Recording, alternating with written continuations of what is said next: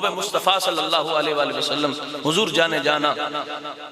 अब की बारगाह में एक शख्स आया, अर्ज की या रसूल अल्लाह, अगर मैं इस बात की गवाही दूं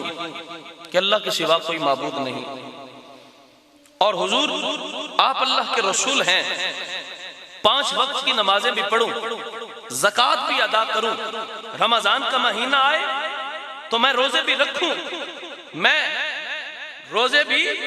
रखूं, रात को क़याम भी करूं यानी नमाजें तरावीह पढ़ूं,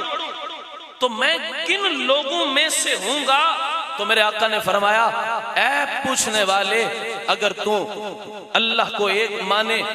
मुझ पर ईमान लाए और मुझे अल्लाह का रसूल जाने,